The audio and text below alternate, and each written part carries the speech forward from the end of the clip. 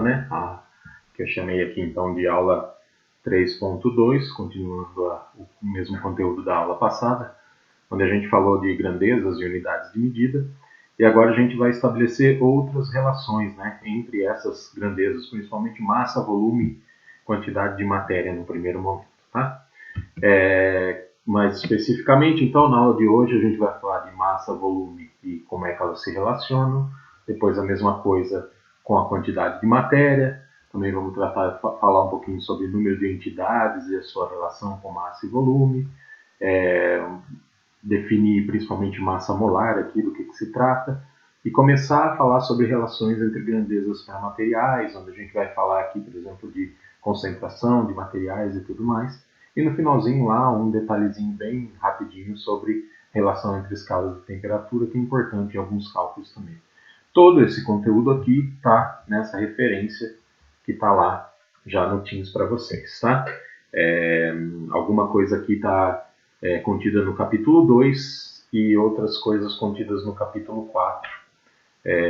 Na hora de vocês folhearem lá, vocês vão notar cada parte em qual capítulo que está. Bom, vamos começar então falando sobre massa, volume e suas relações, né? Bem simples, relacionar massa com volume. Bom, o que é? Tudo que tem ocupa lugar no espaço e tem massa é conhecido então como matéria, tá?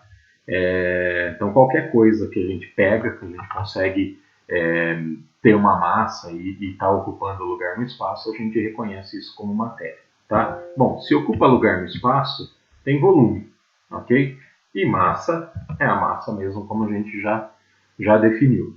Tá, como é que essas grandezas se relacionam? Ou seja, como é que o volume de uma matéria varia em função da variação da massa, ou vice-versa, tá? Então vamos entender o seguinte, isso é muito amplo, né? Definir matéria, volume, massa de matéria ou material é muito amplo. A gente vai se restringir em algumas definições para a química, que é o nosso contexto, tá? Na química, a gente vai precisar de outras duas definições para poder falar sobre essas relações. Primeira delas, substância. O que é uma substância? É a porção de matéria com somente um tipo de entidade, tá? Então, se eu tenho uma porção de matéria, alguma coisa que eu pego e tem somente um tipo de entidade, eu chamo isso de substância, tá? Se eu tiver mais de uma substância, eu não tenho mais, obviamente, uma substância, eu tenho algo além disso, uma mistura de substâncias, que é o que eu chamo de material, tá? Então, substância, somente um tipo de entidade. Material, quando eu tenho mais de uma substância contida naquela porção de matéria, tá? O jeito mais simples da gente definir, num primeiro momento, a gente vai falar sobre substâncias, tá? O jeito mais simples da gente definir substância é pensando na água, tá? Então, se eu pego, por exemplo, um copo d'água, a água é uma substância. Dentro do copo d'água, eu só tenho água, tá? Vamos descartar que a gente está tendo impureza, outras coisas que são colocadas lá. A água pura, eu vou ter só moléculas de água lá dentro. Uma única entidade, tá? Então, num copo d'água, eu vou ter só moléculas de água lá dentro, que é a entidade que a gente está falando. Beleza?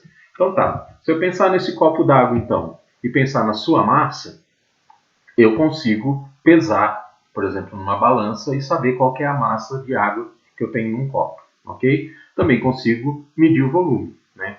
Se eu tiver, por exemplo, um material graduado, um frasco graduado, né? Eu consigo colocar água dentro desse frasco e medir o seu volume. Como é que essas duas grandezas estão relacionadas? Eu sei que, à medida que a massa aumenta, o que acontece com o volume? Aumenta também. Acho que é fácil de entender isso, né? O contrário também é válido e fica mais visível ainda. Por exemplo, se eu pego um copo d'água, ele tem uma determinada massa. Se eu pego uma jarra d'água, ele tem uma massa maior e, consequentemente, um volume maior também, certo? Então, essas grandezas estão relacionadas entre si. Quando eu aumento a massa, eu aumento o volume. Quando eu aumento o volume, eu aumento a massa, ok? Isso é o que a gente chama de grandezas que são diretamente proporcionais. E, normalmente, nesses casos, a gente escreve nesse formato aqui. Então, a massa é proporcional a volume. Repetindo aqui, ó, massa proporcional a volume. Esse símbolo aqui indica proporcionalidade entre as grandezas. Quais grandezas? Massa e volume. Certo? Tá, mas como é que eu faço então para mudar de uma grandeza para outra?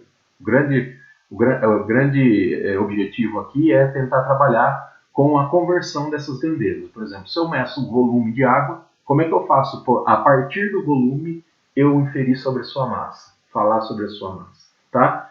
Eu sei que se eu pegar o volume, aumentar o volume, aumenta a massa também, certo? Mas quanto aumenta?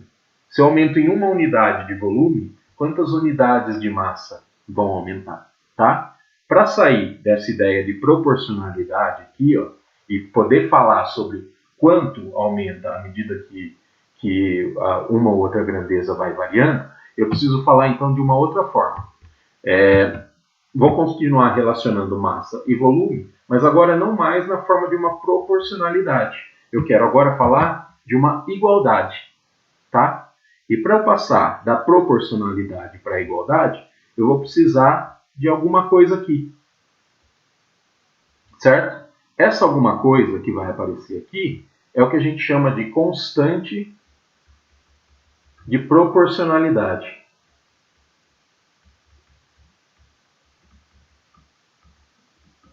Tá? E vai dizer então, para mim, quantas vezes a massa aumenta em relação ao volume. Tá? No nosso caso, a relação entre massa e volume, a nossa constante de proporcionalidade vai ser essa aqui. Deixa eu só apagar aqui para ficar mais claro para todo mundo. Nossa constante de proporcionalidade vai ser o que a gente conhece por densidade, certo? Então eu tenho o quê? Massa vai ser igual a densidade vezes o volume, tá? Então toda vez que eu aumentar a massa, conhecendo a densidade da substância, eu sei quantas vezes eu vou aumentar o volume, certo? Essa relação aqui, ela aparece mais constantemente para a gente nesse formato aqui. Então, a densidade é igual a massa sobre volume. Ou seja, o que é a nossa constante de proporcionalidade? É quanto eu tenho de massa para cada unidade de volume, certo? Obviamente, essas grandezas aqui têm unidades, certo? Massa, normalmente a gente vai expressar em grama ou quilograma, pode até variar para outras coisas, mas normalmente no caso da densidade grama ou quilograma, e volume vai ser expresso em centímetro cúbico, decímetro cúbico, mililitro, litro, entre outros. Tá? Por exemplo, a gente pode ter assim, a densidade da água vai ser igual a 1,00, por exemplo, gramas por mililitro. Tá? Então eu estou expressando aqui ó, que a cada 1 mililitro eu aumento a massa da água em 1 grama. Isso é para a água, tá? Outras substâncias vão ter outras densidades e assim por diante. Beleza? Vamos seguir? Continuando com a nossa relação aqui, né? Então eu sei que densidade vai ser igual a massa sobre volume. Se eu mexer um pouquinho aqui com essa relação, eu posso estabelecer uma outra proporcionalidade, né? Eu vou passar aqui, ó, ao invés de eu ter, igual eu tinha anteriormente lá, massa igual a densidade vezes volume, eu vou fazer o contrário, né? Eu vou passar, vou isolar o volume. Então eu vou passar o volume multiplicando para lá, tá? Que é o que a gente tem ali, e vou depois isolar o volume para o lado de cá. Então, ó, se eu pegar aqui, só escrever o contrário aqui para ficar mais fácil para a gente. Volume vezes densidade é igual a massa, ok? E aí eu passo o volume dividindo para o lado de lá. Volume vai ser igual a 1 sobre a densidade multiplicado pela massa, certo?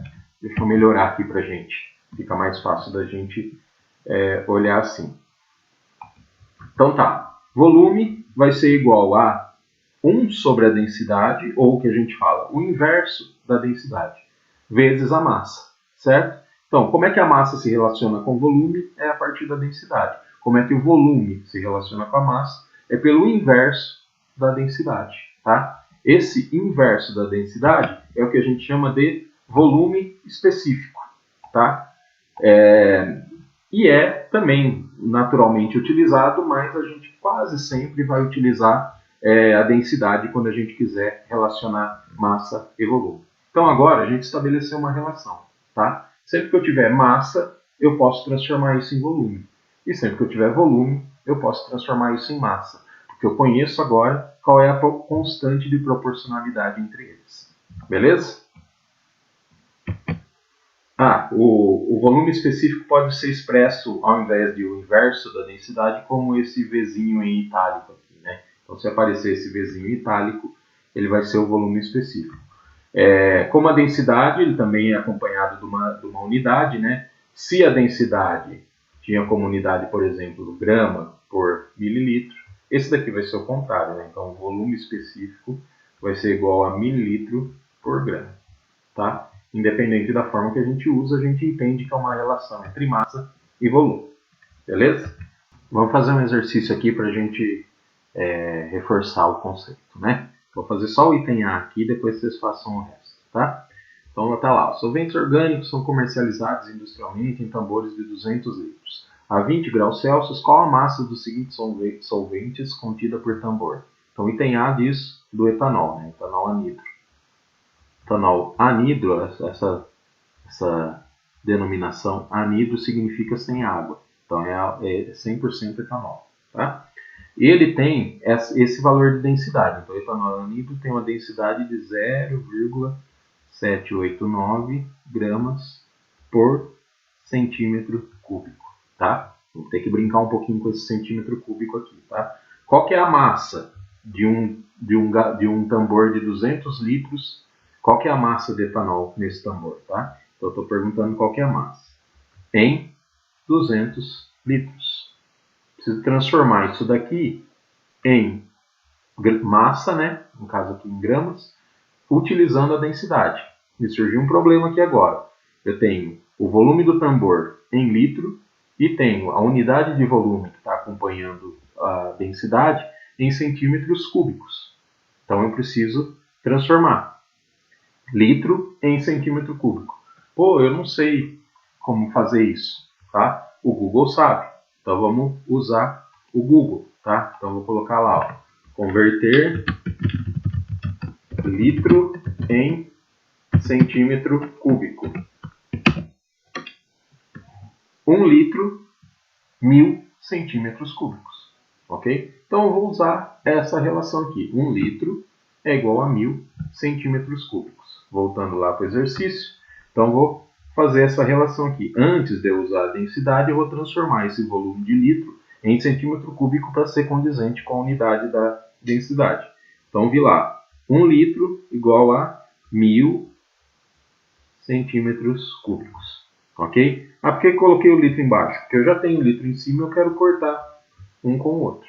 Ok? Fiquei com a unidade igual a centímetros cúbicos. Agora eu posso pegar a unidade de densidade, brincar com ela aqui na análise dimensional, para transformar volume em massa. Se eu tenho centímetros cúbicos em cima, eu quero colocar o centímetro cúbico aqui embaixo. Então vou colocar assim, ó, 0,789 gramas em 1 centímetro cúbico. Ok? O que eu faço aqui agora? Corto o centímetro cúbico com centímetro cúbico e o resultado final aqui vai sair em massa. Tá? Fazendo os cálculos, você vai ter 200 vezes 1000 vezes 0,789. Vai ser igual a 157.800 gramas. Tá? Número grande. Normalmente a gente não trabalha com números grandes. Não tem problema nenhum dar a resposta aqui em gramas igual a 157.800. Mas normalmente a gente não trabalha com números assim. Quando a gente tem números grandes assim, a gente pensa em duas coisas. Ou eu transformo em notação científica, ou eu vou usar uma outra relação que eu tenho mais usual. Normalmente, quando a gente tem uma massa muito grande, a gente se refere em quilogramas, né? Quilogramas é com o quê? Quilogramas. Né? Então, agora eu vou usar aqui uma outra relação para transformar gramas em quilogramas. Pô, não sei. Essa é até relativamente fácil, né? Vou colocar aqui, ó. 1 quilograma é igual a 1000 gramas. Né? Isso daqui todo mundo sabe. Mas se não souber, vai lá no Google e pergunta para ele que ele sabe. Ele existe para isso. Corto aqui gramas com gramas e tenho a resposta em quilogramas. Né? Então vou ter 157, o resultado aqui, a massa, vai ser igual a 157.800 dividido por 1000, certo? Isso vai ser igual a 157,8 quilogramas. Beleza? Se a gente quiser ser rigoroso com os algarismos significativos, eu vou olhar, como o 1000 aqui é só um fator de conversão, eu vou olhar para esse valor e para esse valor. 3 algarismos significativos. Então, esse valor aqui tem que ser expresso como sendo 158 quilogramas. Beleza? Vamos seguir em frente, então. Vamos em frente. Vamos falar um pouquinho agora da relação entre quantidade de matéria e sua relação com a massa. Tá? Então, primeiro de tudo, a gente já vai definir o que é quantidade de matéria. Tá? Quantidade de matéria não é novidade para todo mundo. É o que a gente conhece como sendo o número de entidades elementares, sejam elas átomos, moléculas, elétrons, que são equivalentes aos números, né? Faltou, tem que corrigir ali, aos números, né? Aos números de átomos contidos em 0,012 kg do isótopo de carbono 12. Tá? Por que é feito assim? O carbono é o material mais abundante na face da Terra, então tudo foi feito com relação à sua massa molar. Tá? A massa de 1 mol de carbono foi a base para a gente definir o conceito de quantidade de matéria. Tá? Isso é o que a gente conhece, obviamente, como mol. Tá? Então, quando a gente fala de quantidade de matéria, que é representado por esse Mzinho aqui, a gente está falando em mol. Tá? 1 mol de átomos de sódio, 1 mol de moléculas de água, 1 mol de elétrons e assim por diante. Tá? Então, mol nada mais é do que uma unidade padrão para definir o número de átomos, moléculas, elétrons, ou mesmo se eu quiser falar em outras coisas, eu vou poder falar. A base, a definição, parte do número de átomos contidos nessa massa de carbono. Mas eu posso estender a relação de mol para outras coisas. Eu posso falar em 1 mol de laranja, 1 mol de abacaxi, 1 mol de ovo, seja lá o que for. É muita coisa. Normalmente a gente não usa. Mas eu posso definir assim se me for conveniente.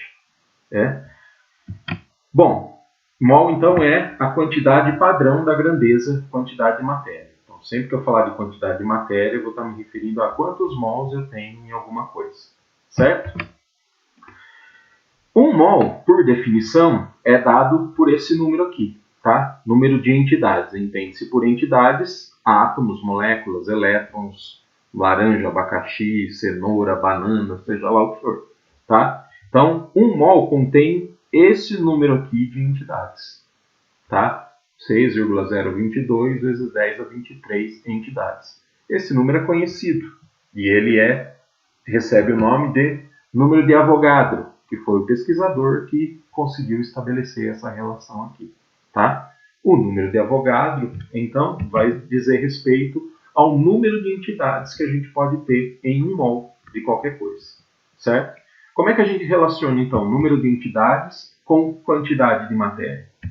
Essa igualdade, então, é dada pelo número de Avogadro. Tá? Então, sempre que eu tiver número de entidades e quiser transformar em quantidade de matéria, eu vou usar o número de Avogadro para fazer essa conversão. Se eu tiver quantidade de matéria e quiser transformar no número de entidades, a relação também vai ser dada em função do número de Avogadro. Ok? Vamos lá. Como é que então a quantidade de matéria relaciona com a massa? Então a gente definiu aqui número de entidades e quantidade de matéria. Qual a relação entre os dois? Certo? Se eu tiver, por exemplo, 1 mol de elétrons, qual o número de entidades que eu tenho aqui? Eu vou relacionar com o número de Avogadro. Fazendo rapidinho aqui, depois eu apago, né? Então, por exemplo, 1 mol de elétrons tem 6,022 vezes 10 a 23 elétrons. Ok? Essa é a relação que eu vou usar. ok? Falando da quantidade de matéria versus massa, a gente vai então estabelecer qual que é a relação entre os dois, ok? Então eu tenho massa e tenho quantidade de matéria. Como é que elas se relacionam numa substância? Vamos voltar ao nosso copo d'água, tá? Eu tenho lá uma certa quantidade de matéria de água, uma certa quantidade de moléculas de água contidas no nosso copo d'água, tá? À medida que eu aumentar a massa de água, se eu tiver 2 copos, 3 copos, consequentemente eu vou estar aumentando a quantidade de matéria. De novo, e isso vai ser bastante corriqueiro para a gente vai estar estabelecendo uma proporcionalidade entre essas duas grandezas, tá? Então, massa e quantidade de matéria são grandezas diretamente proporcionais. À medida que eu aumento uma, eu aumento a outra também e vice-versa, ok? Saindo da proporcionalidade, a gente vai tentar passar para a igualdade. Então, massa vai ser igual uma constante de proporcionalidade vezes a quantidade de matéria. O que é essa constante de proporcionalidade? É a forma que eu vou transformar massa em quantidade de matéria ou vice-versa. Se eu tiver, por exemplo, 5 gramas de água e eu quero saber quantos mols de água eu tenho em 5 gramas de água, tá? Essa constante de proporcionalidade é o que a gente conhece como sendo massa molar, ou seja, a massa de 1 mol de uma substância, tá? A massa de 1 mol de água é igual a X. Por exemplo, tem aqui alguma coisa. 1 mol de água pesa 18 gramas. Por isso a unidade, gramas por mol. Traduzindo um pouquinho isso, né? 1 mol de água tem 18 gramas. Ok? Para o cloreto de sódio, esse composto aqui embaixo, 1 mol de cloreto de sódio tem 58,5 gramas. E esse de baixo aqui é o ácido acético. 1 mol de ácido acético tem 60 gramas. Ok? Então, posso escrever aqui, ó, 1 mol de ácido acético, posso representar assim, tem 60 gramas.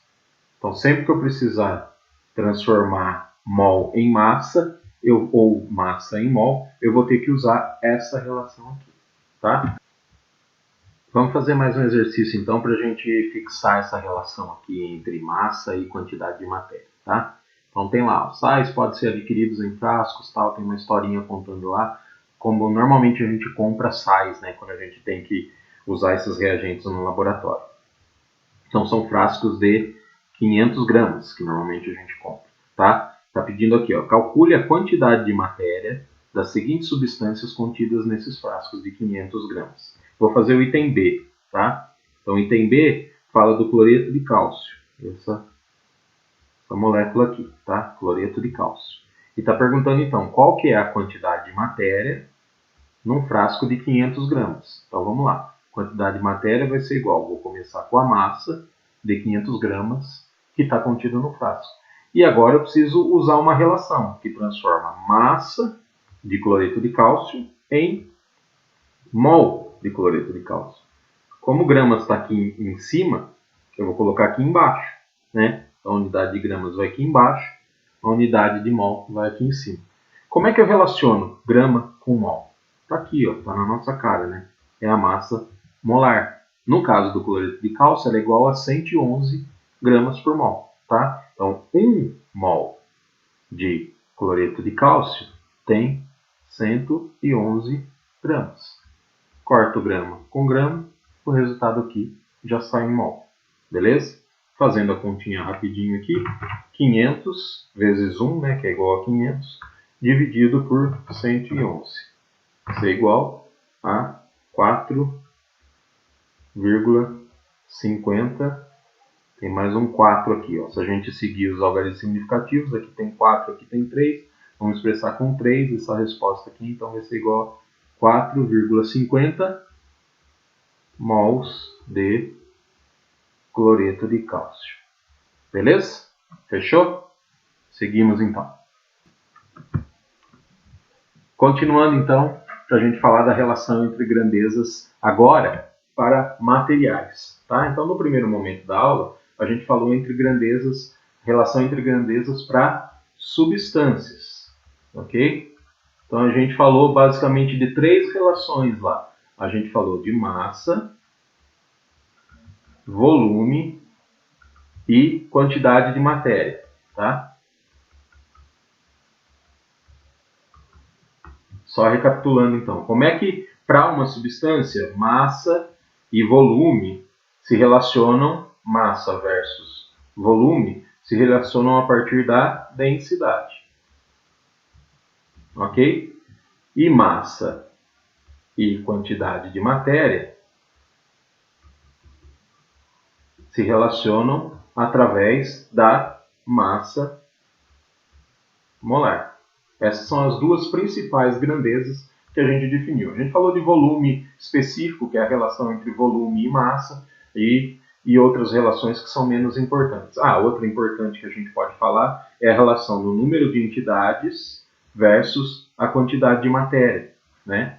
Que é o número de Avogadro, que é o 6,022 vezes 10 a 23 entidades. Então, até agora a gente falou da relação de substâncias, tá? Agora a gente vai passar para uma relação um pouco mais ampla, quando a gente vai falar de materiais. Só voltando na definição, limpando a tela aqui para a gente continuar, né? A gente tinha lá a definição de substância, que era uma porção de matéria com somente uma entidade, tá? E a gente tem o material, que é a porção de matéria com mais de uma substância. Então agora a gente vai estar falando de relação de grandezas dentro do material, onde a gente não tem uma única substância. A gente tem um monte de outras espécies lá que podem estar misturadas. Um monte não, pode ter duas, três, enfim, pode ser um material mais complexo ou menos complexo. Tá? Para isso a gente precisa fazer duas perguntas. Para entender como é que a gente vai relacionar as grandezas para os materiais, a gente vai fazer duas perguntas. A primeira, quais são as substâncias contidas em um material e em que quantidade elas estão presentes, ok? Quando a gente vai fazer essa pergunta, a gente está interessado em saber qual que é a composição do material.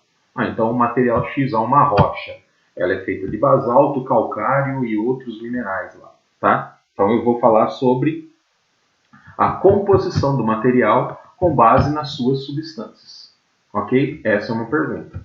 A outra pergunta que a gente faz é qual a quantidade de uma substância em uma dada quantidade de material. Então eu pego uma porção do material e quero saber quanto de uma substância eu tenho lá. Isso é o que a gente chama de teor da substância no material, tá? Por exemplo, a água do mar tem 40 gramas a cada litro de cloreto de sódio. Isso a gente está falando do teor de cloreto de sódio na água do mar. A água do mar é um material, tá? E a gente tem lá cloreto de sódio, cloreto de magnésio, sulfato de alguma coisa e tudo mais. É um material um pouco complexo.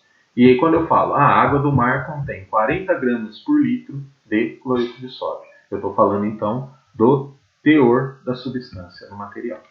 Beleza? Antes de entrar na relação das grandezas, a gente também precisa definir quais são os tipos de materiais que a gente tem. Basicamente, a gente tem dois tipos de materiais. O material homogêneo, que tem aspecto uniforme, e o material heterogêneo, que tem um aspecto multiforme, ou seja, tem mais de uma fase, né?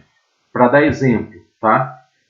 Material homogêneo, a gente vai ter então misturas que têm aspecto uniforme em qualquer proporção. Ou seja, em qualquer razão entre as substâncias que compõem aquela mistura, eu vou ter sempre um aspecto visual, vamos tratar assim, como sendo uniforme. Por exemplo, a mistura entre água e etanol.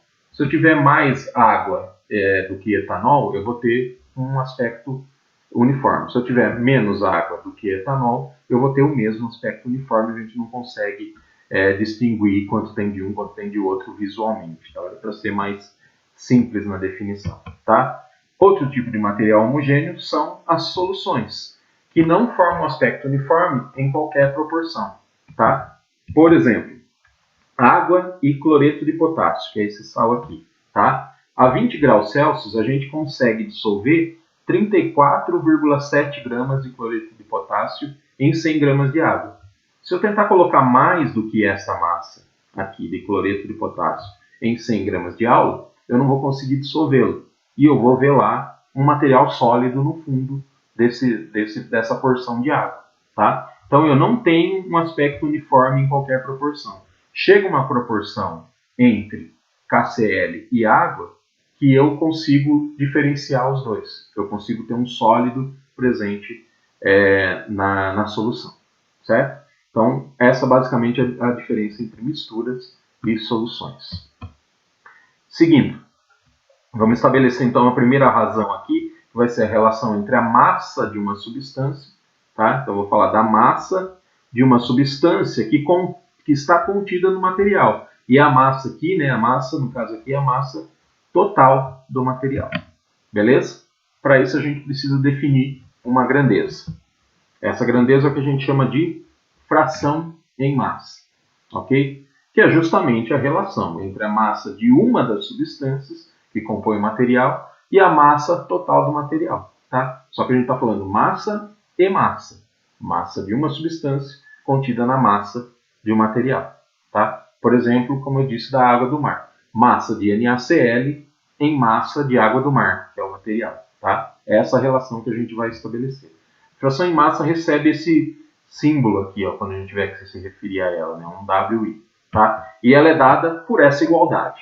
Né? A massa de uma substância vai ser igual à sua fração em massa vezes a massa do material. Rearranjando isso daqui para ficar mais fácil, a gente tem essa expressão aqui.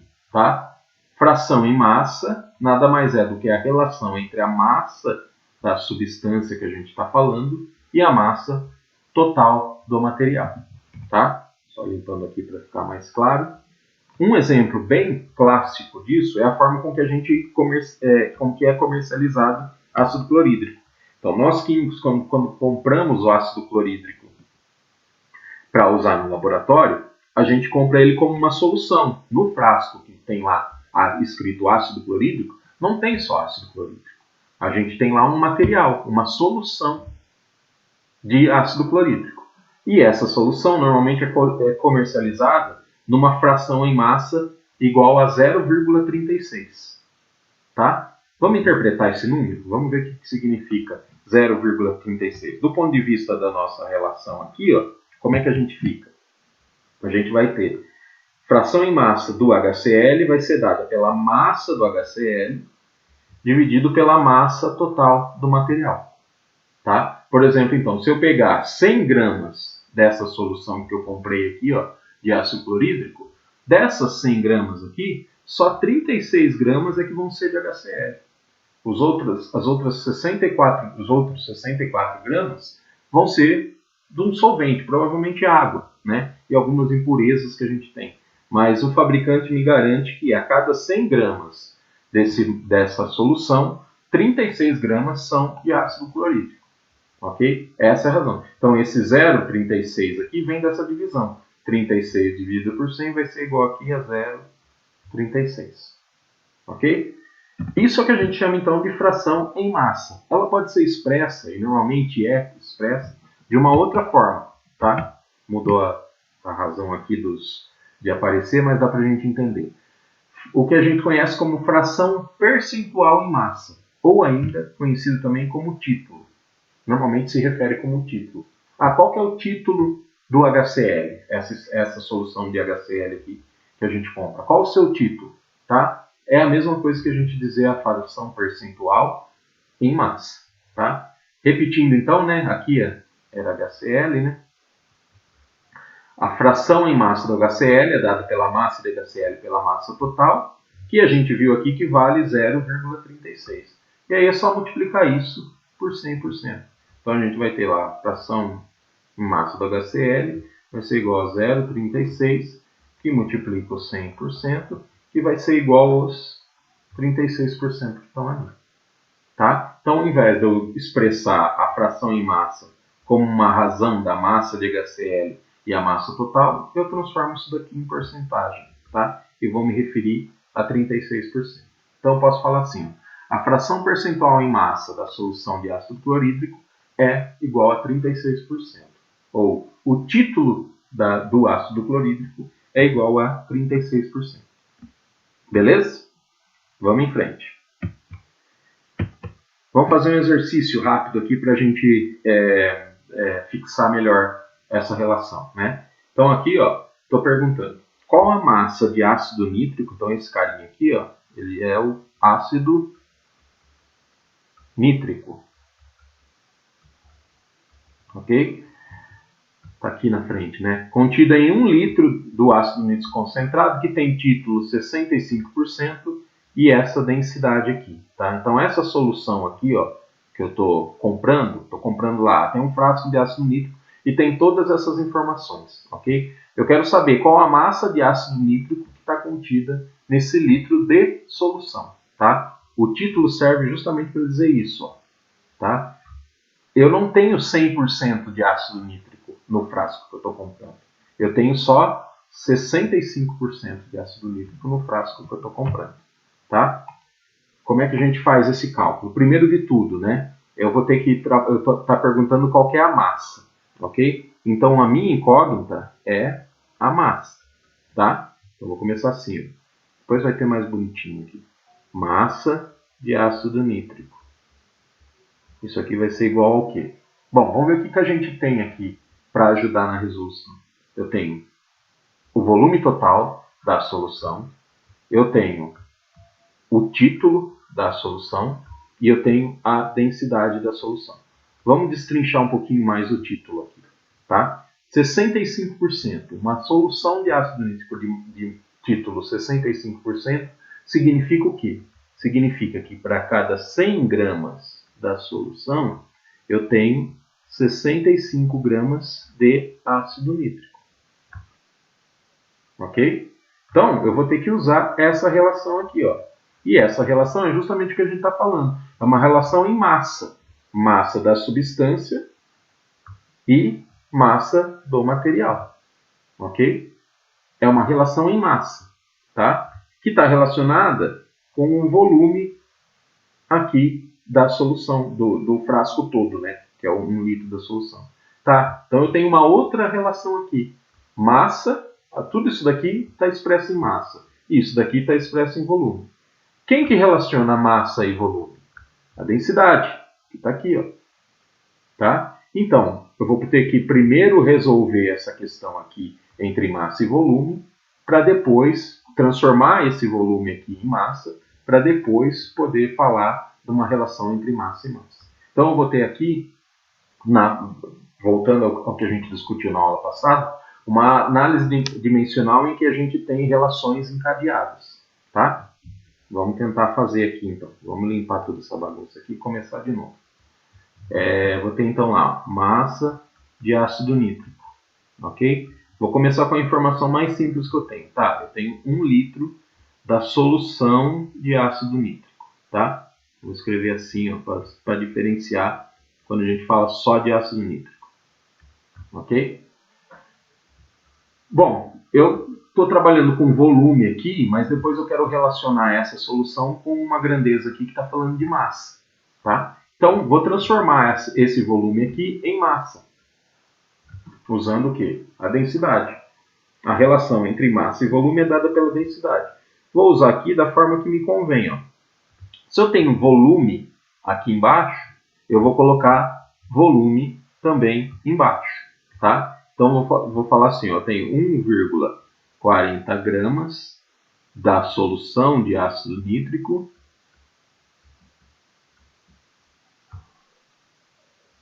em 1 mililitro. Tá?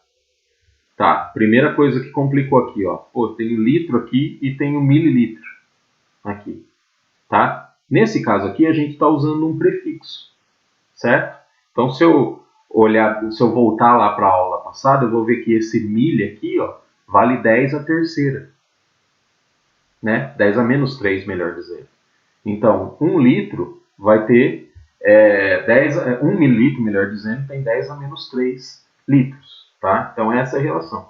Como isso eu sei que é um prefixo, eu posso, na hora de cortar só o litro. Vou cortar esse litro com esse litro aqui. E vou ficar com o milho aqui. Onde o milho aqui, para mim, vale 10 a menos 3. Tá? Se achar que isso é muito confuso, a gente pode fazer diferente. Eu vou voltar aqui, vou apagar um pouquinho aqui para a gente fazer diferente, tá?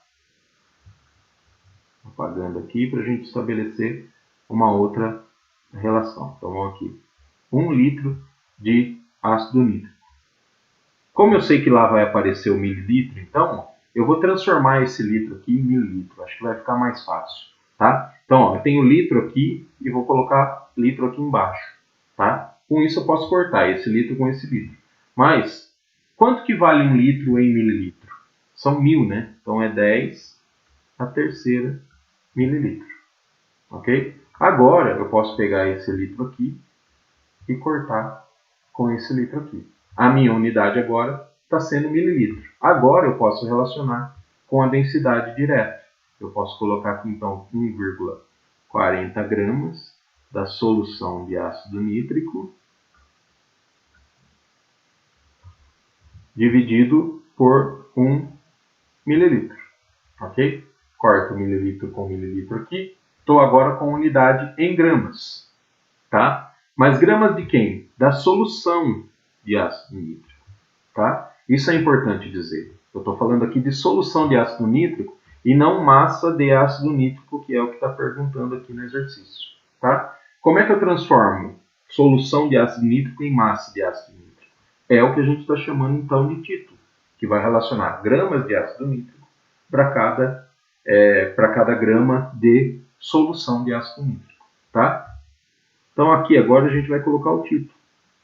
Vou ter então, título igual a 65%, está dizendo para mim que é o seguinte, eu tenho 65 gramas de ácido nítrico, ok? Para cada 100 gramas de solução de ácido nítrico. Beleza? Então agora eu posso cortar aqui, ó, gramas de solução de ácido nítrico com gramas de solução de ácido nítrico. E a minha resposta vai sair em gramas de ácido nítrico. Ok? Vamos tirar essa letra feia aqui e vamos colocar a resposta de um jeito mais bonito. Está aqui. Tudo que eu escrevi lá daquele jeito feio está aqui. Então, repetindo.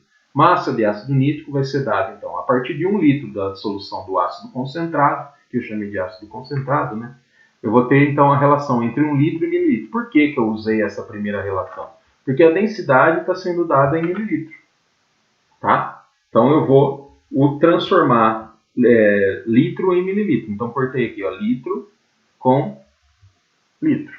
Fiquei com a resposta em mililitro. Ok? Aqui, agora, eu vou relacionar, então, com a densidade. Então, eu sei que eu tenho 1,40 gramas do ácido concentrado para cada 1 mililitro do ácido concentrado. Corto mililitro com mililitro. Aqui sobrou o ácido concentrado. Eu corto com o ácido concentrado aqui. Tá? É legal a gente tratar as unidades como se fossem números, né? Porque ajudam depois para a gente não se confundir no final. Então agora, se eu parar aqui, né? Se eu tirar a outra relação, eu tenho o resultado em gramas de ácido concentrado. Certo? Como é que eu transformo gramas de ácido concentrado em gramas de ácido nítrico? Utilizando o título. Então aqui agora eu posso dizer, então, aqui era 100, né? Eu errei. 65 gramas de ácido nítrico para cada 100 gramas de ácido concentrado. Tá? Então eu vou cortar aqui gramas de ácido concentrado com gramas de ácido nítrico. Deixa eu ver. Como é que a gente faz essa continha agora, né? Uma coisa que eu esqueci de falar na outra aula lá da análise dimensional. Eu vou colocar aqui, ó, multiplicar tudo que está em cima e dividir por tudo que está embaixo. Então aqui vai ser, ó, 10 a terceira vezes 1,40 vezes 65. E lá embaixo é 1 vezes 1 vezes 100. Tá? Então eu vou ter lá a massa de ácido nítrico vai ser igual a 1,40 vezes 65. Estou fazendo aqui na calculadora para ver se eu fiz tudo certo. Tá? Vezes 10 a terceira. Vezes o 10 a terceira aqui. Então dá 91 vezes 10 a terceira, que dá 91 mil. Então a parte de cima aqui, ó, ficou sendo 91 mil. Tá? Dividido por 1 vezes 1 vezes 100, que é igual a 100. Aqui ficou fácil, né? Corta esses dois zeros, corta esses dois zeros. Ficou o resultado igual a 910. 910 o quê? O que sobrou para mim de unidade aqui? Ó? Gramas de ácido nítrico. Beleza? Então, se a gente limpar de novo a tela aqui, vai ficar tudo bonitinho, eu vou ter o resultado lá que era igual a 910 gramas.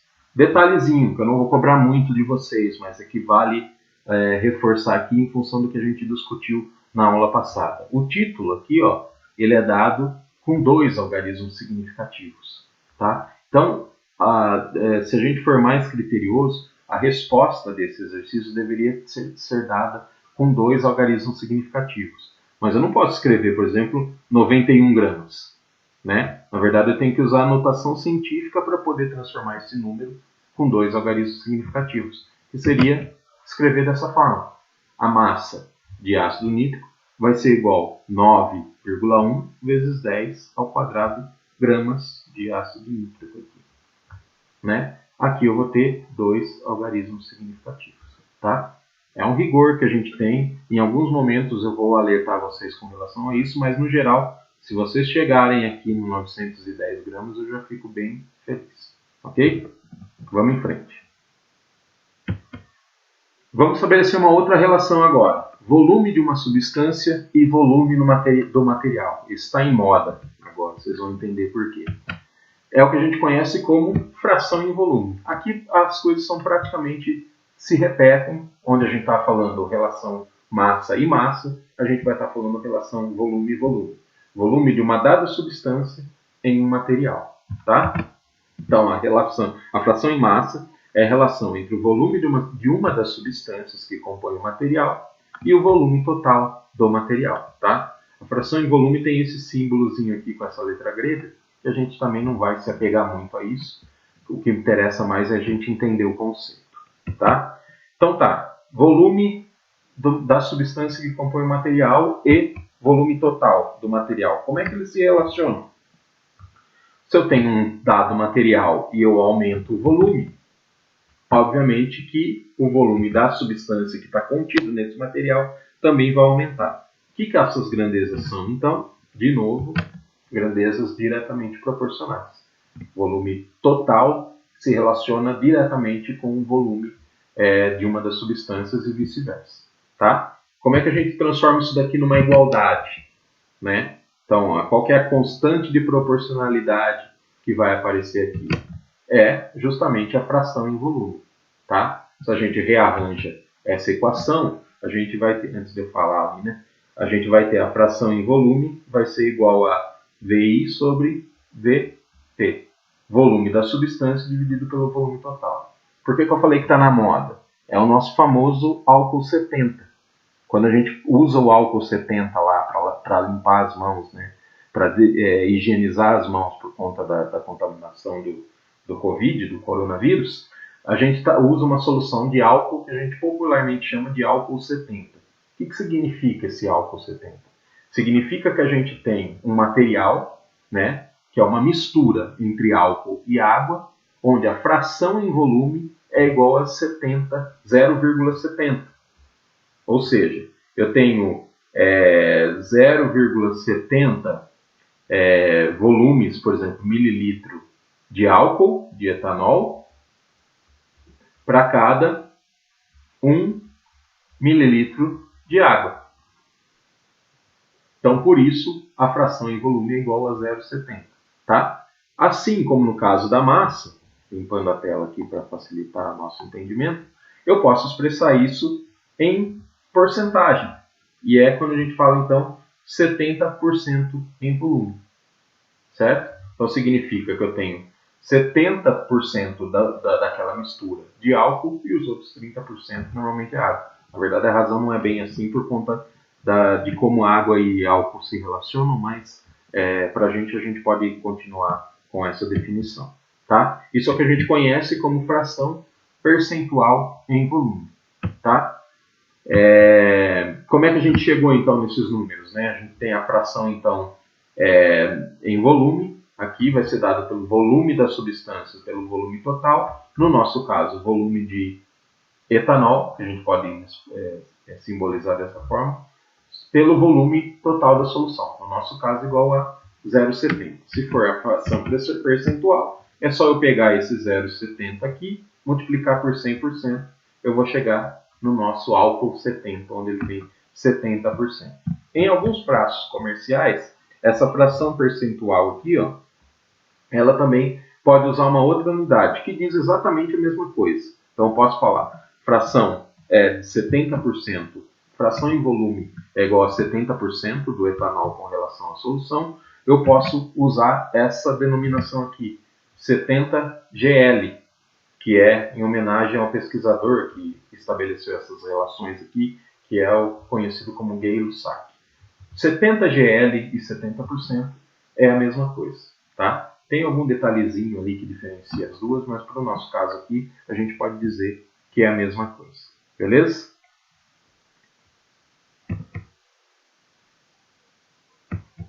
Vamos fazer aqui então agora um exercício rápido para a gente brincar com isso. Ó, a separação do etanol e da água contida em uma amostra de álcool hidratado resultou em 1 ml de água e 6,50 ml de etanol.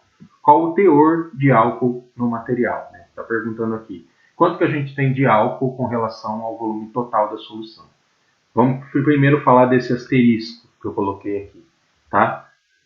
Percebam que a gente está falando aqui, ó, do seguinte: eu tinha uma mistura de etanol e água e eu separei essa mistura e ela me resultou em 1 ml de água e 6,50 ml de etanol, tá? Não, mas por que eu não peguei o volume total já? Por que eu precisei fazer essa separação para falar quanto tinha de água e quanto tinha de etanol? Água e etanol têm uma particularidade. Quando a gente pega um volume de água e mistura com um volume de etanol, a gente não necessariamente tem a soma desses dois volumes. A gente tem uma contração de volumes. O que eu estou falando? Se eu pegar, por exemplo, aqui, ó, 100 ml de água e misturar com 100 ml de etanol, a gente não vai ter 200 ml da mistura. A gente vai ter um valor menor do que 200 mililitros. Tá? Isso se deve à interação que as moléculas têm quando elas se misturam. Né? São interações intermoleculares. Moléculas de água se interagem de uma forma com moléculas de etanol, de forma com que o volume seja um pouco contraído. Não dá para dizer quanto, tem que fazer alguns cálculos, tal, não vem ao caso aqui. Mas sempre que a gente misturar água e álcool, a gente não vai ter a soma dos volumes dessas substâncias individualmente. A gente sempre vai ter uma contração no volume. Então, como é que eu vou saber quanto tem de água, quanto tem de álcool numa mistura já pronta? Eu preciso fazer a separação. Tá? Essa separação, obviamente, não é trivial, a gente teria que fazer uma destilação, mas para o caso aqui do nosso exercício, como só está escrito, parece que é fácil. Né? Mas, enfim, vamos à resolução, então. Então, feita essa separação entre etanol e água, a gente chegou num volume de 1 ml de água e 6,50 ml de etanol. Quero saber aqui, qual que é a fração em volume de álcool no material? Qual que é o teor de álcool no material? Primeiro de tudo, vou ter que saber qual que é o volume total. Fácil, né? O volume total vai ser dado pelo volume de etanol mais o volume de água. Então, 6,50 do etanol, 1 ml de água, tem aqui o volume total, igual a 7,50 mililitros, tá? Na verdade, quando eu misturar os dois, eu não vou ter isso, mas individualmente eu teria esse valor, tá? Vou relacionar agora, então, o volume, de etanol com o volume total, para eu achar a fração em volume, tá? Vou já fazer aqui para ser mais rápido. Então, a fração em volume de etanol vai ser dada pelo volume de etanol dividido pelo volume total da solução, tá? Da mistura, melhor dizendo. Então, eu tenho volume de etanol, 6,50 mililitros, dividido por 7,50 mililitros, que é o volume total. Isso me dá uma fração em volume igual a 0,870. Posso parar aqui, né? Posso falar assim, ó, fração em volume do etanol é igual a 0,870. Ou eu posso expressar isso em porcentagem. Então, se eu fizer vezes 100% aqui, eu vou chegar, então, que a fração percentual em massa é igual a 87%. Ou, se eu quiser estilizar um pouquinho, eu posso expressar esse 87% como sendo 87 GL. Beleza? Então, isso é o que quando a gente relaciona volume de uma substância e volume do material, no caso aqui, a gente falando de uma mistura. Tá? Só cortando as unidades aqui, né, que eu esqueci de reforçar, a gente tem então um valor que é adimensional, não tem unidade. Tá? Então, porque eu tenho mililitro em cima, mililitro embaixo, os dois se cancelam e eu tenho então um valor que é adimensional, uma grandeza adimensional. Todas essas frações, né, elas são adimensionais. Seguindo, vamos falar então agora da relação entre a quantidade de matéria de uma substância e a quantidade de matéria total do material. Percebam, a gente falou massa de uma substância, massa total do material. Volume de uma substância, volume total do material. E agora a gente vai falar de quantidade de matéria de uma substância, quantidade de matéria total do material. Tudo igual, tá? A gente só está mudando a grandeza, mas está estabelecendo relações entre essas grandezas para uma substância dentro do material, tá? Isso é o que a gente chama de fração em quantidade de matéria. Esse é o nome mais comum, mais recomendado que a gente deve usar. Mas, popularmente, a gente usa isso como fração molar. Fração em mol, já que mol é a unidade da quantidade de matéria. Tá? Então, fração molar é dado por esse símbolo aqui, né, X, e é definido entre, então, a relação entre a quantidade de matéria de uma das substâncias que compõem o material e a quantidade de matéria total do material. Tá? Aquela brincadeirinha de novo. Quantidade de matéria a quantidade de matéria da substância e quantidade de matéria total, como é que elas se relacionam? Aumentou a quantidade de matéria total, aumentou o material, aumentou a quantidade de matéria, aumentou a quantidade de matéria da substância também. Tá? De novo, como sempre, grandezas diretamente proporcionais. Beleza? Como é que a gente transforma essa relação em igualdade? Justamente do sujeito que a gente está falando lá. A fração molar. Então, a fração molar, depois vai aparecer melhor aqui, vai ser dada pela quantidade de... Opa, deixa eu apagar aqui. A quantidade de matéria da substância dividido pela quantidade de matéria total do material. Beleza? Um exemplo. Deixa eu limpar aqui a tela para ficar melhor para a gente. O ácido clorídrico, aquela solução lá de ácido clorídrico que a gente estava falando lá atrás, ela era expressa em fração em massa, igual a 36% em massa. Tá? Se eu quiser estabelecer essa mesma solução aqui, a razão agora não falar mais em massa e falar em mol, eu vou falar então de uma fração molar de 0,220, ou expressa em porcentagem, né? Fração percentual em quantidade de matéria de 22%. Como é que a gente chega nesses números? Então, fração molar vai ser dada pela quantidade de matéria da substância com relação à quantidade de matéria do material, no nosso caso aqui, quantidade de matéria do HCl, dividido pela quantidade de matéria da solução, vai ser igual a 0,22. É como, por exemplo, se a gente tivesse 22 mols de HCl para cada 100 mols da solução. Tá? Se eu dividir um pelo outro, eu vou ter 0,220. Ok?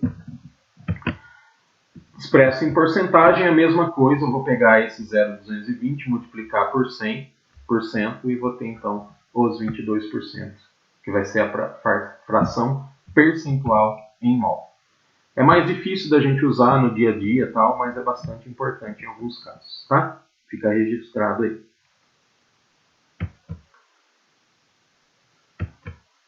Vamos fazer um outro exercício aqui. Ok, então vamos lá. Sabendo que a massa molar da água é 18 gramas por mol e da glicose 180,2 gramas por mol, calcule a fração molar da glicose em água em uma solução que contém 4,57 gramas de glicose dissolvidos em 25,2 gramas de água. Então vamos lá. Vamos primeiro estabelecer tudo que a gente tem aqui, ó. Massa molar da água, 18 gramas por mol. Lembra lá, é a relação que a gente tem entre massa e mol para uma substância. Qual que é a substância? Água. Como é que elas se relacionam entre massa e quantidade de matéria? Através da massa molar. Ok? E a glicose, a gente tem a mesma coisa, né? Para a substância glicose, a gente tem 180,2 gramas para cada 1 mol dessa substância. Beleza? Bom, vamos lá. Seguindo aqui, a gente tem então 4,57 gramas de glicose dissolvidos em 25,2 gramas de água. Tá, estou perguntando aqui, ó, fração molar, e eu estou dando a razão em massa. Se fosse fração em massa, seria bem mais fácil, né? Mas se eu não tenho a fração em massa, eu não estou pedindo a fração em massa, eu preciso transformar essas massas aqui em mol, certo? Como é que eu faço então? Primeiro de tudo, vou calcular quantos mols de glicose eu tenho em 4,57 gramas, ok? O que eu preciso para transformar massa de glicose em mols de glicose? Preciso da massa molar. Então vamos lá. Escrevo aqui então 4,57 gramas de glicose e vou relacionar isso com a massa molar, da forma que me é conveniente. Se eu quero cortar grama com grama, eu tenho grama aqui em cima, vou colocar os 180,2 gramas aqui embaixo na minha relação aqui na análise dimensional, tá? Então, vou cortar gramas de glicose com gramas de glicose. Meu resultado sai aqui em mol de glicose. Fazendo a continha, 4,57 vezes 1 dividido por 180, a gente chega nesse número aqui, ok? Vou fazer a mesma coisa para a água. Então, a água tem 25,2 gramas de água. Vou usar a massa molar aqui da forma que me convém, nesse caso, tá? Corto gramas de água com gramas de água, faço a continha aqui e chego em 1,40 mols. Ok? Então agora eu tenho mols de glicose e mols de água separados. Tá? A gente precisa lembrar agora o seguinte, eu quero calcular a fração molar. Tá? A fração molar vai ser o número de mols da substância, no nosso caso aqui é glicose, tá? Dividido pelo número de mols total. Esse eu ainda não tenho. Mas qual é o número de mols total? É a soma entre o número de mols de glicose e o número de mols de água. Ficou esquisitinho aqui, mas dá para entender. Tá? Então, o número de mols total do nosso sistema aqui, da nossa mistura, da nossa solução nesse caso, vai ser número de mols da glicose, número de mols da água. Chego aqui em 1,43 mols. Aqui eu estou levando em conta os algarismos significativos. Tá? Tenho 3 algarismos significativos aqui, 3 aqui. Então, o meu resultado é dado com 3 algarismos significativos também. Por isso eu tenho 1,43 mols. Beleza? Beleza, agora então eu posso fazer a fração molar para a glicose. Vai ser dado pelo número de mols de glicose e o número de mols total. 0,0254 mols de glicose dividido por 1,43. A minha fração molar vai ser igual então a 0,0178, tá? Se eu quiser expressar isso cortando mol com mol aqui para mostrar que é adimensional, eu poderia expressar isso ainda em porcentagem. É só pegar esse número aí e multiplicar por 100. Então, se eu pego isso daqui e multiplico por 100%, eu vou ter a fração percentual em mol, que nesse caso aí vai ser igual a 17,8%. Ok? Seguindo. Continuando então, a gente vai falar agora das concentrações, tá? Até agora, se vocês perceberem, a gente relacionou sempre a mesma grandeza da substância e do material. Então a gente falou da fração em massa, quando eu definia massa da substância com relação à massa do material, fração em volume, o volume da substância com relação ao volume do material, e fração em quantidade de matéria da substância, mols da substância, com relação ao mols do material. Agora a gente vai, entre aspas, misturar as grandezas. E isso é o que a gente chama de concentrações, tá? Que vão expressar o teor de uma substância em um material, mas agora fazendo relações entre as grandezas que a gente falou até agora, tá? A primeira delas, então, vai ser a relação entre a quantidade de uma substância e o volume do material, tá? Quantidade de matéria de uma substância e o volume do material. A primeira delas aqui, a gente vai falar então da concentração em massa. Quantidade de matéria não, quantidade em geral, tá? Primeira, concentração em massa. O que significa? Massa da substância com relação ao volume do material, tá? Então, quando a gente tem a massa de uma substância e quer relacionar isso com o volume total do material, certo? De novo, aquela brincadeira de sempre. Quando eu tiver, então, aumentando o volume do material, consequentemente eu estou aumentando a massa daquela substância dentro do material. Grandezas diretamente proporcionais. Saindo da proporcionalidade e indo para a igualdade, a gente vai ter então aqui uma grandeza que é o que a gente chama de concentração em massa. Então, quando a gente relaciona massa de uma substância com relação ao volume total do material, a constante de proporcionalidade é o que a gente conhece como concentração em massa, tá? O exemplo claro que eu dei lá atrás continua valendo aqui, ó. Concentração de cloreto de sódio na água do mar vai ser igual a 40 gramas por litro. Percebam aqui agora que a gente não está mais falando da razão entre a mesma grandeza. A gente está falando da razão entre duas grandezas diferentes. Massa de cloreto de sódio com relação ao volume da água do mar, que é o material, ok? Além da concentração em massa, a gente pode ter também, com relação ao volume total do material, o que a gente chama de concentração em quantidade de matéria. Essas duas são bastante usuais, tá? Como é que a gente relaciona, então, quantidade de matéria e volume total? Tudo igual. Aumentou o volume. O que acontece com a quantidade de matéria de uma determinada substância no volume do material? Aumenta também. Grandezas diretamente proporcionais. Ok? Saímos da proporcionalidade, passamos para a igualdade. A partir, então, do que a gente conhece como molaridade, ou concentração em quantidade de matéria. Na verdade, o termo molaridade não é recomendado, mas a gente pode usar no dia a dia sem problemas, tá? Então, a famosa molaridade nada mais é do que expressar a concentração em termos de quantidade de matéria de uma substância com relação ao volume total do material. Por exemplo, a concentração do ácido acético no vinagre é de 0,70 mol por litro. Preciso expressar sempre assim? Não, posso usar outras unidades, mas essa, principalmente no laboratório, é a unidade mais usual. Tanto concentração em massa quanto concentração em quantidade de matéria.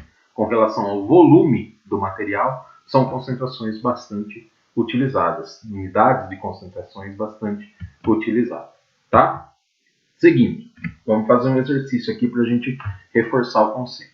Então vamos lá. O hipoclorito de sódio, que é essa espécie aqui, ó, NaOCl, quando dissolvido em água, resulta em uma solução alvejante. É a famosa QBOA, que a gente tem aqui, a água sanitária. Tá? A massa de hipoclorito de sódio contida numa amostra de 25 ml de solução alvejante foi determinada como sendo 1,05 gramas. Ok? Então pergunto primeiro aqui, qual que é a concentração em massa de hipoclorito nessa solução? Então eu tenho 25 ml da solução e tenho 1,05 gramas de hipoclorito nessa solução. Qual que é a concentração em massa de hipoclorito? Molezinha, né? Então a concentração em massa do hipoclorito vai ser dada pela massa do hipoclorito dividido pelo volume total da solução. Eu tenho 1,05 gramas dividido por 25 mililitros, ok? Se eu parar por aqui, eu vou ter como unidade, então, grama por mililitro. Posso expressar assim? Pode, mas não é o usual. Então eu introduzi aqui, ó, mais uma relação. Para quê? Para transformar esses mililitros aqui do volume da solução alvejante em litro. Certo? Então eu peguei aqui, ó, falei que 1 litro vale 10 a terceira mililitro. Relacionei dessa forma que me era conveniente para eu poder cortar esse mililitro com esse mililitro aqui e ficar o resultado, então, gramas de hipoclorito por litro, que é a unidade mais usual nesse caso. Poderia ter expresso em gramas por mililitro, não tem problema. Mas nesse caso, a unidade mais usual é gramas por litro, ok? Como que eu cheguei nesse 42 aqui? 1,05 vezes 10 a terceira, dividido por 25. Beleza? Só cortando aqui de novo, ficou perdidinho ali. Item B. Qual que é a concentração em quantidade de matéria do hipoclorito nessa solução? Tá? A gente pode começar do zero, como eu acho que está a resposta aqui depois, não me lembro, ou eu posso partir desse valor aqui e transformar isso em mol por litro, já que eu estou falando de concentração em quantidade de matéria. Tá? Então vou ter que chegar no resultado final em que minha unidade é mol por litro. Certo? Então tá. Então a concentração em quantidade de matéria vai ser dada pelo seguinte. Vamos tentar fazer aqui, depois eu apago e aparece bonitinho. Tá? Concentração, a gente viu lá atrás, a definição é sempre dada por uma letra grega, né? Mas a gente não precisa se apegar muito a isso. Então a concentração aqui do hipoclorito, Cl, vai ser dada por, tenho lá já como resultado 42 gramas em 1 litro. Tá? E eu quero transformar esses gramas de hipoclorito em massa, em mol, desculpa, de hipoclorito. Então eu quero relacionar uma informação que eu não tenho aqui. Né? Eu estou com grama e quero chegar em mol. Qual que é a grandeza que relaciona grama por mol? A gente já viu lá atrás. É a massa molar. Tá? Então aqui é a massa molar. Qual que é a massa molar do hipoclorito? Eu não tenho aqui. Tá? Não coloquei para vocês. Mas eu posso ir buscar. Eu posso ir lá no Google, por exemplo, e digitar qual que é a massa molar do hipoclorito. Ou eu posso pegar o livro que tem uma tabela periódica e também pegar a massa molar do hipoclorito. Como é que eu faço isso? Aqui no caso, né? MaO e Cl. Qual que é a massa molar do sódio? Se eu for lá no livro ou procurar no Google, isso daqui vai ser 23 gramas. Massa do oxigênio, 16 gramas. Eu sei de cabeça, mas ninguém precisa saber não. E a massa do cloreto, 35,5 gramas. Ok? Como eu tenho um de cada, é só eu somar aqui. Isso daqui, se eu não me engano, vai dar igual a 74,5 gramas por mol, já que eu estou falando de 1 mol de NaOCl. Beleza? Voltando aqui então, eu vou relacionar dessa forma. Se eu quero chegar no resultado em mol, eu vou ter que ficar aqui em cima com 1 mol. Certo? Então eu sei que 1 mol do NaCl pesa quanto? 74,5 gramas. Ok? Corto grama aqui embaixo com grama aqui em cima. Tenho como resultado o quê? Um número aqui, depois vai aparecer bonitinho para vocês. E a unidade, mol em cima por litro. Ok? Então eu chego aqui na concentração em quantidade de matéria. Posso fazer assim, ou posso fazer do jeito que está escrito aqui, que é partindo desde o começo. Deixa eu apagar tudo, ok? E colocar aqui, ó, vou lá desde o começo.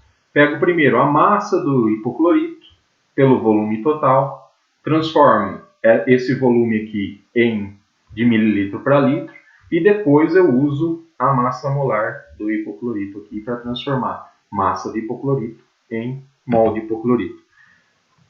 Só para ficar claro, a gente vai então anulando as unidades. Mililitro aqui embaixo, corta com mililitro ali em cima. Tá? E gramas de hipoclorito aqui, vai cortar com os gramas de hipoclorito ali. Eu vou ter então aqui como resultado mol por litro. Fazendo a continha, 1,05 vezes 10 a terceira vezes 1, dividido por 25 vezes 74,5, igual a essa concentração aqui, 0,564 mol por litro. Detalhezinho aqui, né? Cuidado na hora de fazer essas continhas aqui, né? Então a gente vai ficar assim, ó, 1,0, principalmente usando a calculadora, 1,05 vezes 10 a terceira vezes 1, dividido por, vai ficar ruim aqui, mas só dá para entender, 25 vezes 1 vezes 74,5, tá? Resolvam primeiro aqui em cima, então aqui 1,05 vezes 1000 vezes 1 vai ser igual a 1050, dividido por esse número que vai dar aqui embaixo, que isso, depois 1050 dividido por esse número aqui, que vai ser igual a 0,564. Ok? Cuidado na hora de fazer na calculadora, porque pode dividir coisa que não é para dividir, que ainda está multiplicando e tudo mais, pode dar confusão. Ok? Para finalizar, vamos falar um pouquinho de relações entre escalas de temperatura. Na verdade, esse slide aqui ele fica um pouquinho perdido com o conceito da aula, mas é que esse acaba sendo o melhor momento da gente encaixar, embora ele não tenha relação direta de falar entre substância e material, é uma outra grandeza que a gente está falando. Então, só para ficar claro, vamos dedicar uns 2 ou 3 minutinhos a isso, tá? As duas relações mais importantes que a gente tem, a primeira delas, Celsius relacionando com Kelvin, tá? Kelvin é a que a gente chama de temperatura termodinâmica. Tudo que a gente estuda, tudo que a gente usa na ciência, quando a gente fala em temperatura, a gente se refere à escala de Kelvin. É onde a gente pode relacionar melhor as grandezas que envolvem temperatura, tá? Normalmente no dia a dia a gente não usa temperatura em Kelvin. Aqui no Brasil a gente usa, por exemplo, a escala em Celsius, né? A gente se refere à temperatura, nossa temperatura ambiente, por exemplo, ou clima, na escala Celsius. Como é que a gente relaciona uma outra? Facinho.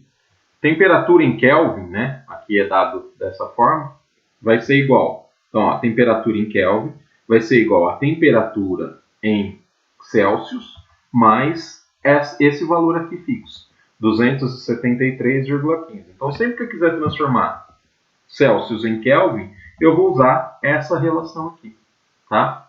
Por exemplo, 96 Kelvin, quanto vale em Celsius? Ok? Vou colocar lá então, ó, temperatura em Kelvin, 96, vai ser igual a temperatura em Celsius mais 273,15, tá? Resolvendo isso, né, o 273,15 passa para lá, uma soma, passa sendo uma subtração, vou ficar com o seguinte, temperatura em Celsius vai ser igual a 273 negativo, né? Opa, deixa eu fazer melhor aqui.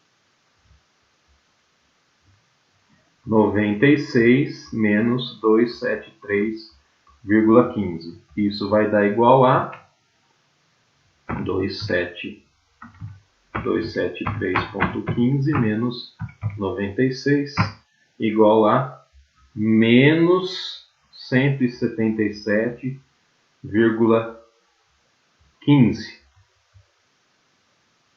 né? Perceba o seguinte, aqui eu deixei sem unidade, porque a unidade está dividindo aqui. Então, de certa forma, eu fiz o seguinte, ó, tem temperatura dividido, esse aqui tira. Temperatura em Celsius vai ser igual a menos 177,15. Se está dividindo aqui, passa multiplicando para lá. E aí, então, eu posso falar que a temperatura vai ser igual a 177,15 graus Celsius, ok? Por isso que está escrito aqui T dividido por K e o Tzinho aqui dividido por graus Celsius, porque na hora de sair o resultado, a temperatura que está dividindo aqui passa para o outro lado multiplicando e ela assume então a posição de unidade aqui, né? Temperatura extremamente baixa, né, que a gente não consegue chegar, exceto em experimentos científicos, beleza? Tem um outro exemplo aqui, deixa eu limpar a tela para a gente fazer. Por exemplo, transformar 23, o contrário agora, né? Transformar 23 graus Celsius em Kelvin. Então, só substituo onde está aqui temperatura em Kelvin, vai ser igual a temperatura dada em Celsius, o 23, mais 273,15, né? Isso vai ser igual a 296,15, percebam aqui, né? Que está sem unidade. Quando eu passo esse Kelvin que está dividindo para cá, para lá, multiplicando, eu chego então na temperatura de 296,15 Kelvin, ok? Molezinha, então. Precisou transformar de Celsius para Kelvin, de Kelvin para Celsius, só utilizar essa relação, tá? Outra relação, essa daqui é para quem gosta de esportes americanos, né, que normalmente nos Estados Unidos se usa a temperatura na escala Fahrenheit. Então aparece lá um jogo da NFL que o cara está numa temperatura determinada em Fahrenheit. Lá a gente fica sem entender. Então agora a gente vai conseguir converter quando estiver assistindo o jogo de futebol americano. Qual que é essa relação, né? A temperatura em Celsius vai ser dada então por essa relação aqui. A escala Fahrenheit usa essa letra grega aqui para representar a temperatura, tá? Então, a temperatura em Celsius vai ser igual temperatura em Fahrenheit menos 32 e o que sair aqui dessa subtração a gente divide por 1,8, tá? É a relação que a gente tem. Vamos fazer uma aqui rapidinho. Por exemplo, transformar 96 graus Fahrenheit, ok, em Celsius. Só substituir ali então, onde eu tenho Fahrenheit, eu boto 96 e vou fazer a continha. Cuidado aqui na hora de fazer com a calculadora, tá? Resolva primeiro aqui o que está entre parênteses para depois dividir por 1,8. Fazendo aqui as continhas, a gente vai chegar então que a temperatura vai ser igual, em Celsius, né, vai ser igual a 35,6. Detalhezinho aqui da questão da unidade. T dividido por graus Celsius é igual a 35,6. Se está dividido para cá, passa para lá multiplicando. Eu vou ficar então com a temperatura igual a 35,6 Celsius. Ok? Rapidinho aqui, era só um adendo que a gente tinha que colocar, já que a gente está falando de relações entre grandezas, cabia falar esse slide aqui nas escalas de temperatura. Ok? A gente termina por aqui. Na próxima aula a gente se vê novamente. Valeu!